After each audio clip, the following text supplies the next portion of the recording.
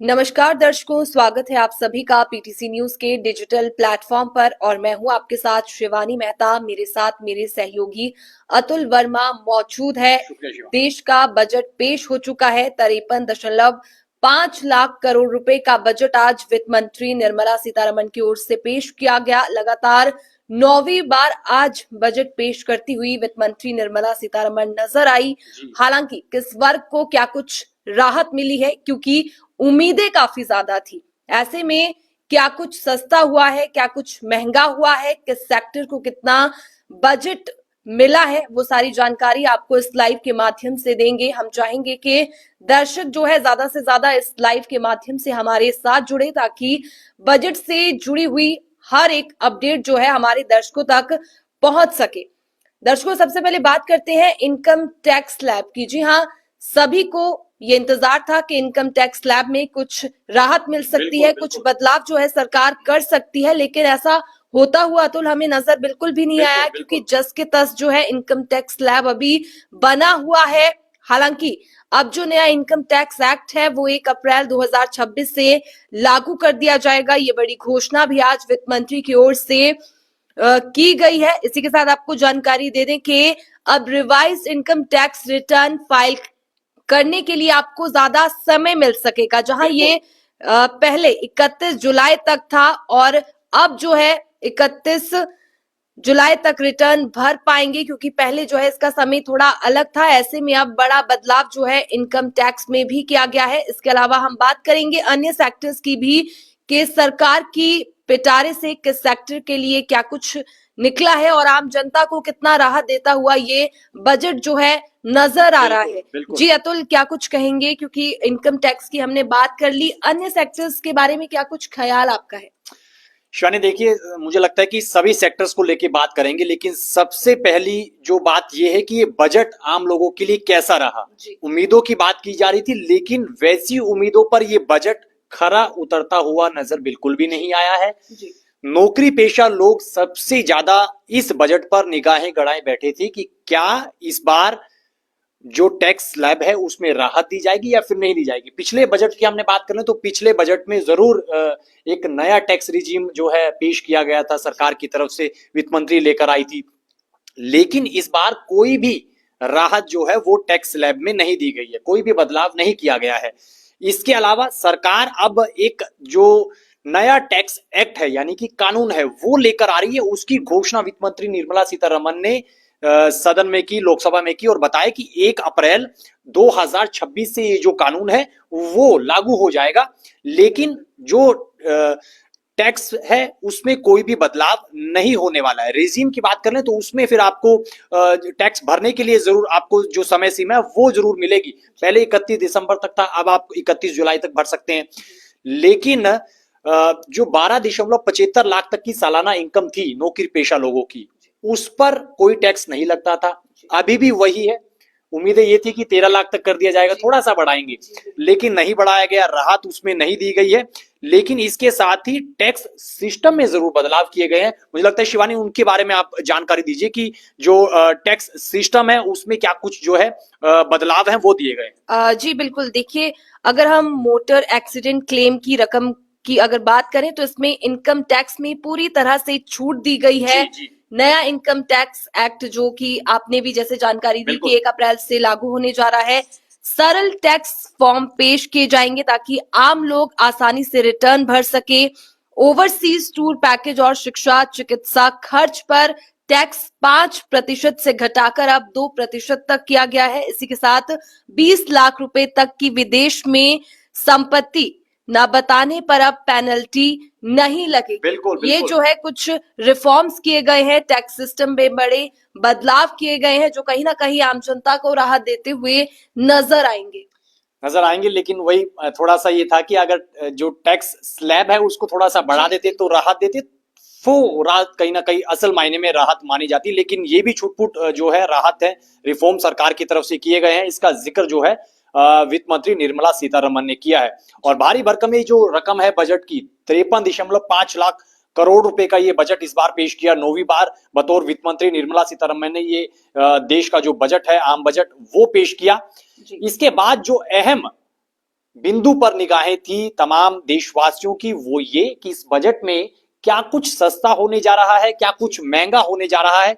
मुझे लगता है शिवानी सबसे पहले वो जानकारी हमारे दर्शकों को दीजिएगा, क्योंकि वो चीज सबसे अहम है कि क्या सस्ता हुआ, क्या महंगा हुआ, कौन सी चीजें अब सस्ती हो गई हैं, किन पर जो है जीएसटी घटा है, किन पर जीएसटी नहीं घटा है। ये अपने आप में अहम बातें हैं और इन पर ही निगाहें थी। मुझे लगता है कि बहुत सारी चीजें सस्ती हुई हैं, बहुत सारी चीजें महंगी भी हुई है। सस्ता क्या कुछ हुआ है शिवानी, थोड़ा सा वो बताइएगा, उसके बाद फिर आप ये भी बताइएगा कि महंगा क्या कुछ हुआ है। पहले सस्ता बता दीजिए। जी बिल्कुल।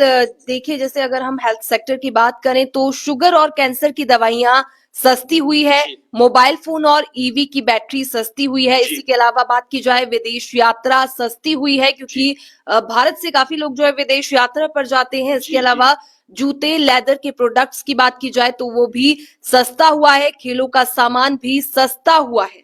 फिर बात कर लेते हैं सोलर पैनल और माइक्रोवेव सस्ते हुए हैं, बायोगैस, मिक्स्ड सीएनजी सस्ती हुई है, शराब जो है महंगी हुई है। अब कहीं ना कहीं ये भी कह सकते हैं कि हम झटका लगा है लोगों को। स्क्रैप और फ्यूचर ऑप्शन ट्रेडिंग महंगी हुई है। जो शराब पीने के शौकीन हैं, जो मदिरा पान करते हैं, उनके लिए ये थोड़ा सा झटके वाली खबर है कि शराब जो है सस्ती नहीं हुई है, शराब महंगी हुई है। और बाकी जो चीजें हैं वो भी सरकार ने बताया है कि क्या कुछ सस्ता और क्या कुछ महंगा हुआ। शिवानी, इसके अलावा कुछ और ऐड ऑन करेंगे? जी बिल्कुल। देखिए, विदेश से होने वाली कमाई पर अब कोई भी टैक्स नहीं लगेगा। ये अच्छी, मुझे लगता है ये राहत वाली बात है थोड़ा सा, क्योंकि देखिए आप विदेश में जो कमाई कर कर वापिस लेकर आते थे तो उसमें कहीं ना कहीं आपको भारी भरकम टैक्स या फिर जीएसटी चुकाना पड़ता था, जिसमें कहीं ना कहीं लोग नाराज रहते थे कि अच्छी खासी कमाई कर कर आ रहे हैं लेकिन उसके बाद आपको टैक्स जो है यहाँ पर चुकाना पड़ रहा है। वो अब जो है उससे राहत आपको मिलेगी, कोई भी किस तरह का टैक्स आपको नहीं देना पड़ेगा। जी, इसके अलावा विदेशी यात्रा, शिक्षा और चिकित्सा के लिए टीसीएस दर घटाई गई है और 17 एंटी कैंसर दवाओं और दुर्लभ बीमारियों की दवाओं को कस्टम ड्यूटी से छूट दी गई है। ये भी बड़ी राहत जो है सरकार की ओर से दी गई है। और इसके अलावा आपको जानकारी देने की किसानों के बारे में बताएगा शिवानी, क्योंकि देखिए अब एक सबसे बड़ा जो तबका निकल कर आता है वो किसान वर्ग ही है। और कहते हैं कि किसान इस देश की रीढ़ है। किसानों के लिए अगर इस बजट में बहुत अच्छी घोषणाएं की गई हैं तो निश्चित तौर पर किसानों के लिए सौगातें हैं, अगर नहीं की गई तो फिर ये मायूसी वाली बात किसानों के लिए है। और उस क्षेत्र में फिर बीजेपी को खास तौर पर नुकसान उठाना पड़ सकता है, क्योंकि अगले साल बहुत सारे राज्यों में चुनाव भी है। तो किसानों के लिए क्या कुछ है या फिर अन्य वर्ग के लिए शिवानी, वो भी बताइए। जी, बजट में किसानों के लिए भारत विस्तार एआई एग्री टूल का ऐलान जो है वो किया गया है। इसके अलावा अगर हम बात करें स्वास्थ्य के क्षेत्र की तो 3 आयुर्वेदिक एम्स खोले जाने की घोषणा भी सरकार की ओर से की गई है। 800 जिलों में लड़कियों के लिए हॉस्टल बनेंगे, हर एक जिला में एक हॉस्टल बनेगा। कहीं ना कहीं लड़कियों की सेफ्टी को ध्यान में रखते हुए भी सरकार की ओर से ये बड़ी घोषणा की गई है। इसके अलावा महिलाओं की अगर हम बात कर ले तो खासकर महिलाओं के लिए इस बजट में बड़ी घोषणाएं की गई है। जिस तरह से यानी उससे पहले मैं थोड़ा सा रोकूंगा, आप इससे पहले एक वो भी बताएगा, क्योंकि जैसे आपने बताया कि गर्ल्स हॉस्टल बनाए जाएंगे, हर जिले में एक बनाया जाएगा, ये अपने आप में बहुत अहम है। इसके अलावा कंटेंट क्रिएटर्स के लिए भी कुछ घोषणा की गई थी। मुझे लगता है कि वो जानकारी भी अपने आप में बहुत अहम है। उसके बाद फिर महिलाओं से जुड़ी जो जानकारी है वो भी बताएगा। लखपति दीदी जो है उनके लिए क्या कुछ सरकार इस बजट में घोषणा करती हुई नजर आई है, वो भी आप बताइए। जी, जिस तरह से आपने कंटेंट क्रिएटर्स का जिक्र किया, बिल्कुल हाँ, भारत देश जो है डिजिटल के क्षेत्र में लगातार आगे बढ़ता जा रहा है। ऐसे में कंटेंट क्रिएटर्स की कमी हमारे देश में नहीं है और आज के समय में लाखों रुपए जो है वो कंटेंट क्रिएटर्स अपने कंटेंट से कमा रहे हैं। ऐसे में सरकार की ओर से भी कंटेंट क्रिएटर्स के लिए जो है सुविधाएं लगातार दी जा रही है। बता दें कि 15,000 स्कूलों और 500 कॉलेजों में कंटेंट क्रिएटर लैब्स का ऐलान किया जाएगा, जिससे कंटेंट क्रिएशन को बढ़ावा मिलेगा और इसके लिए कई नए सेटअप्स जो है वो भी लगाए जाएंगे। ये बड़ा ऐलान जो है वो सरकार की ओर से कंटेंट क्रिएटर्स के लिए किया गया है। तो बिल्कुल देखिए, आप अपने प्लेटफॉर्म से भी कमा सकते हैं, सरकार की तरफ से भी आपको एक कमाई का जरिया जो है वो दिया गया है। उसके बाद महिलाओं के लिए क्या कुछ है शिवानी इस बजट में? जी बिल्कुल। देखिए, जैसे केंद्र सरकार की ओर से लखपति दीदी योजना शुरू की गई है, तो इस योजना को जारी रखने की घोषणा जो है सरकार ने की है। इस योजना के तहत महिलाओं से जुड़े स्वयं सहायता समूहों को 5 लाख रुपए तक का ब्याज रहित लोन दिया जाता है, जिससे आर्थिक रूप से महिलाएं सशक्त होती है। ऐसे में बिल्कुल ये बिल्कुल योजना जो है जारी रहेगी, महिलाएं इस योजना से लाभ उठाती रहेंगी और इस पर महिलाओं को सरकारी सब्सिडी भी मिलती है। ऐसे में कहीं ना कहीं आर्थिक तौर पर जो महिलाएं हैं वो सशक्त होगी। इसके अलावा बात की जाए तो एक नई घोषणा सरकार की ओर से की गई है शी मार्ट्स खोलने की। जी जी। इसके बारे में आपको बताना चाहूंगी कि ये मार्ट स्वयं सहायता उद्यमियों की ओर से संचालित किया जाएगा और रिटेल आउटलेट के रूप में ऑपरेट करेगा, जहां पर महिलाएं जो है हमें सामान बेचती हुई या फिर वहां पर काम करती हुई नजर आएंगी। शिवानी, मुझे लगता है कि ये बहुत अच्छी पहल है। जी। जैसे हमने डी मार्ट देखा था, वैसे ये शी मार्ट लेकर आए जिसमें सिर्फ और सिर्फ महिलाएं होंगी जी। जो कि सामान बेचती हुई नजर आएंगी, और ये अच्छी पहल अपने आप में है। जी, लेकिन इन सब चीजों के बीच में मुझे लगता है कि और जानकारी आपको बताएंगे। जी। उससे पहले जो एक अहम जानकारी निकल कर आ रही है वो ये है कि बजट के ऐलान के बाद, इस घोषणा के बाद तुरंत प्रभाव से जो है शेयर बाजार एकदम से धड़ाम से गिरा है, गिरावट बहुत आई है। निफ्टी का जिक्र कर ले तो निफ्टी 500 से 700 अंक गिरी है।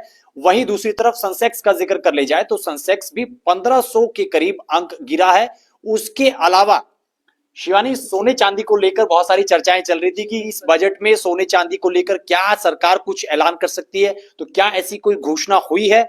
अगर हाँ तो बताइएगा, नहीं हुई तो उसके बाद फिर चांदी और सोने का अब क्या रुख है? जी बिल्कुल। जिस तरह से उम्मीद जो है ऑब्वियसली जताई जा रही थी कि सरकार जो है कुछ राहत इसमें देती हुई नजर आएगी, लेकिन ऐसा कुछ भी नहीं हुआ। लेकिन बजट शुरू होने से पहले जो खबरें आई थी कि सोने चांदी की कीमतों में गिरावट दर्ज की गई है, तो वो कहीं ना कहीं आम जनता के लिए जरूर राहत की बात बिल्कुल रही बिल्कुल। होगी। लेकिन टैक्स, अगर हम बजट की बात करें तो बजट में इस तरह का कुछ भी ऐलान जो है वो नहीं किया गया है। ना ही अगर हम इसमें टैक्स की बात करें या फिर अगर बाहरी देश से जो सोना आता है तो उस पर जो कस्टम ड्यूटी वगैरह लगाई जाती है ना, उसमें कोई राहत दी गई है।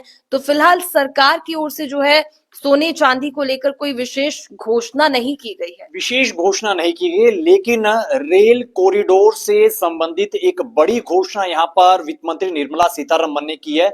और ये अच्छा प्रोजेक्ट है। सरकार रेल क्षेत्र में अच्छा विस्तार करने जा रही है और सरकार का लक्ष्य यही है कि जो रेल सेवाएं हैं वो लोगों को बहुत आसानी से मिल सके बिना किसी झंझट के। तो शिवानी बताइएगा, रेल कॉरिडोर से जुड़ी क्या घोषणा है? जी बिल्कुल। इसमें आपको बता दें कि 7 हाई स्पीड रेल कॉरिडोर का ऐलान जो है बजट में किया गया है। देश में 7 नए हाई स्पीड रेल कॉरिडोर जो है बनाए जाएंगे, जिनमें मुंबई पुणे, पुणे हैदराबाद, हैदराबाद बेंगलुरु, हैदराबाद चेन्नई, चेन्नई बेंगलुरु, दिल्ली वाराणसी और वाराणसी सिलीगुड़ी शामिल है, जहां पर ये 7 हाई स्पीड रेल कॉरिडोर बनाए जाएंगे। आज वित्त मंत्री निर्मला सीतारमण की ओर से बजट भाषण में इसका ऐलान किया गया है। तो ये भी एक बड़ी सौगात जो है वो देशवासियों को मिलती हुई बिल्कुल नजर आई है।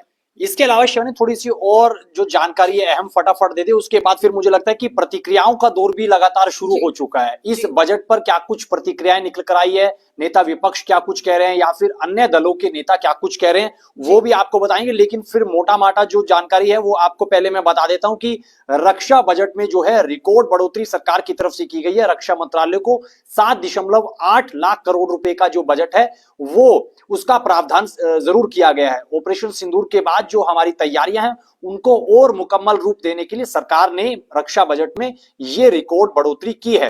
इसके अलावा 7 हाई स्पीड रेल कॉरिडोर, जैसा कि शिवानी ने बताया, इनका ऐलान किया गया है। कहां से कहां तक ये कॉरिडोर रहेगा उसकी जानकारी बता दी है। लड़कियों के लिए हॉस्टल की योजना का आपको बता दिया। हर एक डिस्ट्रिक्ट में लड़कियों के लिए हॉस्टल बनाया जाएगा। जो कैंसर और अन्य दुर्लभ बीमारियां हैं उनसे जो जुड़ी दवाइयां हैं वो जरूर सस्ती होने जा रही हैं। उसके अलावा कंटेंट क्रिएटर्स का हमने जिक्र कर लिया। आप जिस तरीके से वीडियोस बनाते हैं सोशल प्लेटफॉर्म पर, फेसबुक, यूट्यूब या फिर इंस्टाग्राम पर, उसके अलावा सरकार भी एक आपको प्रावधान दे रही है। स्कूल और कॉलेजों में भी आप बतौर कंटेंट क्रिएटर्स जो है काम कर पाएंगे। उसके अलावा 3 नए आयुर्वेदिक और जो मेडिकल टूरिज्म हब है उसको आगे एक विस्तार देने का प्रयास है सरकार की तरफ से किया जा रहा है। खेलो इंडिया मिशन को भी सरकार की तरफ से जो एक नया विस्तार है वो दिया जाएगा। उसके अलावा सीएनजी और बायोगैस भी सस्ती होने जा रही है। कितनी सस्ती होने जा रही है ये फिलहाल देखने वाली बात होगी, क्योंकि बहुत सारी चीजें अब सीएनजी और बायोगैस पे चलती हुई नजर आ रही है। तो फिर ये एक लोगों के लिए जरूर राहत की खबर निकल कर आ रही है। शिवानी, अब प्रतिक्रियाएं बताइएगा, क्योंकि प्रतिक्रियाओं का दौर शुरू हो गया है। बजट की यहाँ पर जो पूरी जानकारी थी वो निकल कर आ चुकी है। किस नेता की तरफ से क्या जानकारी, क्या प्रतिक्रिया, क्या बजट के वो अच्छा बता रहे हैं, कौन खराब बता रहा है, वो जी, सबसे पहले बात कर लेते हैं प्रधानमंत्री नरेंद्र मोदी की, क्योंकि जो भाजपा सरकार है वो विकसित भारत का नारा देती हुई नजर आती है। 2047 तक विकसित भारत की तस्वीर जो है हमें नजर आएगी। तो ऐसे में प्रधानमंत्री मोदी ने मेक इन इंडिया और आत्मनिर्भर भारत का रोड मैप जो है इस बजट को बताया है। उनकी ओर से प्रतिक्रिया जो सामने आई है उसमें उन्होंने कहा कि इस बजट में एमएसएमईज को, हमारे लघु और कुटीर उद्योगों को समर्थन मिला है और उन्हें लोकल से ग्लोबल बनने की नई ताकत जो है अब मिलेगी, क्योंकि भारत में जो है वो सरकार हमेशा वोकल फॉर लोकल का नारा देती हुई नजर आती है। तो बिल्कुल कहीं ना कहीं प्रधानमंत्री मोदी ने भी अपने बयान में इस बात का जिक्र किया है कि भारत जो है वो जल्द ही अब तीसरी बड़ी अर्थव्यवस्था बनता हुआ हमें नजर आएगा। आज भारत जिस रिफॉर्म्स एक्सप्रेस पर सवार है, इस बजट से उसे नई ऊर्जा, नई गति मिलेगी। भारत सबसे तेजी से बढ़ती अर्थव्यवस्था बनकर ही संतुष्ट होगा, ये भी उनकी ओर से कहा गया है। और भारत जो है जल्द से जल्द दुनिया की तीसरी सबसे बड़ी अर्थव्यवस्था बनना चाहता है। प्रधानमंत्री नरेंद्र मोदी की ओर से ये कहा गया और साथ ही उन्होंने कहा कि ये बजट जो है अपार अवसरों का राजमार्ग है। ये बजट 2047 के विकसित भारत की हमारी ऊंची उड़ान का आधार है, क्योंकि प्रधानमंत्री मोदी अक्सर अपने भाषणों में विकसित भारत का जिक्र करते हुए नजर आते हैं। देश की इकोनॉमी को किस तरह से रफ्तार देनी है, किस तरह से ऊंचाई पर लेकर जाना है, इसके बारे में अक्सर जिक्र करते नजर आते हैं। तो कहीं ना कहीं इस बजट को प्रधानमंत्री विकसित भारत 2047 का रोड मैप बता रहे हैं। तो वहीं अब जो है विपक्षी दलों की भी प्रतिक्रियाएं सामने आ रही है, जहां पर सरकार जो है इस बजट को विकसित भारत का एक रोड मैप के रूप में देख रही है। तो लेकिन अगर हम विपक्ष की बात करें तो विपक्ष हमें संतुष्ट फिलहाल तो नजर नहीं आ रहा है, क्योंकि अखिलेश यादव का बयान भी सामने आया था जिसमें उन्होंने कहा कि ये बजट जो है आम जनता की समझ से बाहर है, क्योंकि उन्होंने कहा कि इसमें आम जनता को राहत मिलती हुई नजर नहीं आई। इसके अलावा तमाम, चाहे कांग्रेस के नेताओं की अगर हम बात कर लें तो उनकी ओर से भी अब प्रतिक्रियाएं सामने आ रही है। हालांकि जो भाजपा नेता है वो इस बजट की प्रशंसा करते थक नहीं रहे हैं और इसे सरकार के और आम जनता के हित में उनकी ओर से बताया जा रहा है। लेकिन जो विपक्षी दल है बिल्कुल वो सवाल उठा रहा है इस बजट पर। देखिए, बहुत सारे कांग्रेस नेता हैं, बहुत सारे समाजवादी पार्टी के नेता है, या फिर यहाँ पर अखिलेश यादव का जिक्र कर लिया जाए, शशि थरूर का जिक्र कर लिया जाए, राहुल गांधी का जिक्र कर लिया जाए, या फिर अन्य दलों के नेताओं का जिक्र कर लिया जाए। वो ये कह रहे हैं कि जो बजट है वो सिर्फ और सिर्फ ढकोसला है, समझ से परे है, डिटेल्स कम है, जनता को राहत नहीं दी गई है। मोदी सरकार ने बहुत कुछ बातें बनाकर पेश की हैं, लेकिन ग्राउंड पर उसको अभी तक उतार नहीं पाई है। तो फिर ये बजट सिर्फ और सिर्फ एक ऊंट के मुंह में जीरा देने वाली बात है। सरकार चाहती तो बहुत कुछ कर सकती है, लेकिन सरकार सिर्फ और सिर्फ केवल नाम की जो घोषणाएं हैं वो कर रही है। बजट में बहुत कुछ खास चीजें नहीं है। तो ये जो बातें हैं, और खास तौर पर अपने अपने क्षेत्रों का जिक्र भी कर रहे हैं। जैसे शशि थरूर केरल की बात कर रहे थे कि केरल के लिए कुछ बहुत घोषणाएं निकल कर नहीं आई। मैं हरियाणा से निकल कर आता हूं तो मैंने देखा है कि हरियाणा के लिए भी कुछ बहुत बड़ी घोषणा इस बजट में निकल कर नहीं आई है। पहले के बजट की बात कर लें या फिर इस 2026 के बजट की भी बात कर लें तो कुछ खास घोषणा नहीं है। शिवानी, हिमाचल से आप आते हैं, क्या हिमाचल के लिए कोई ऐसी खास घोषणा, या फिर पंजाब के लिए, क्योंकि आज पंजाब दौरे पर भी है प्रधानमंत्री नरेंद्र मोदी, क्या ऐसी कोई बड़ी घोषणा पंजाब, हरियाणा, चंडीगढ़ या फिर आपको हिमाचल या फिर अन्य राज्यों के लिए ऐसी कोई जानकारी मिली? जी बिल्कुल, हिमाचल की अगर बात की जाए तो निर्मला सीतारमण ने एक घोषणा की है कि जो पहाड़ी राज्य है, पहाड़ी क्षेत्र है, वहां पर ट्रेल बनाई जाएगी जिसमें लोग जो है पैदल जंगलों के रास्तों में जा सकते हैं या फिर आप साइकिलिंग उन रास्तों पर कर सकते हैं, तो शायद ये टूरिज्म को बढ़ावा देने के लिए भी एक बड़ी घोषणा इसे माना जा सकता है। तो एक ये बड़ी घोषणा जो है हिमालय क्षेत्र के लिए, खासकर हिमाचल की अगर हम बात करें तो वहां के लिए ये की गई है।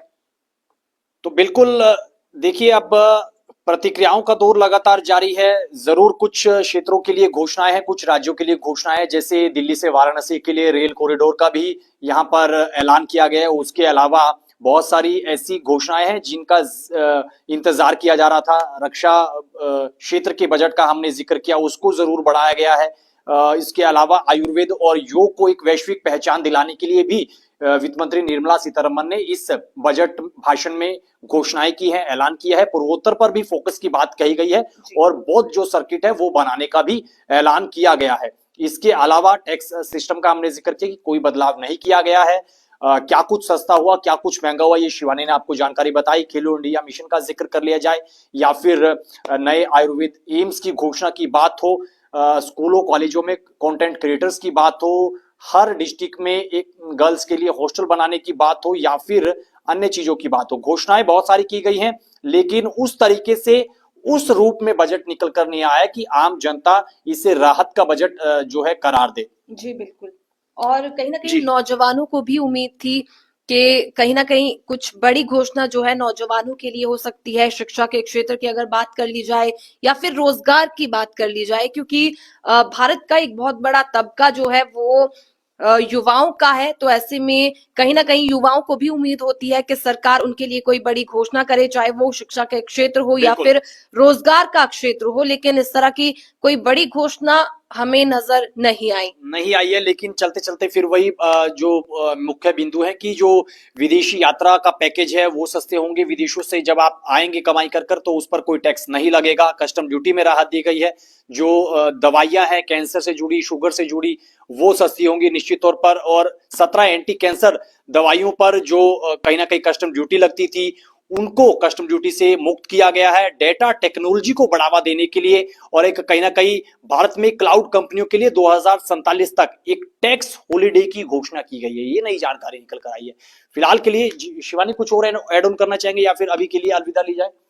जी बिल्कुल। जिस तरह से जानकारी हमारे साथ पास आती रहेगी वो आप लोगों के साथ हम शेयर करते रहेंगे। हालांकि अब प्रतिक्रियाओं का दौर जो है वो देखने को मिलेगा। नेताओं की ओर से बयान सामने आएंगे, क्या कुछ नेताओं का कहना है बजट को लेकर। हालांकि सत्ता पक्ष जो है बजट की प्रशंसा करता हुआ ही हमें दिखेगा और विपक्ष की ओर से जो है वो सवाल यहाँ पर बजट को लेकर उठाए जाएंगे। क्या कुछ उम्मीदें जो विपक्ष की थी बजट से, उसे लेकर अब बयानबाजी जो है तेज हमें देखने को मिलेगी। शिवानी 10 में से कितने नंबर देंगे आप चलते चलते इस बजट को, मोदी सरकार के इस बजट को?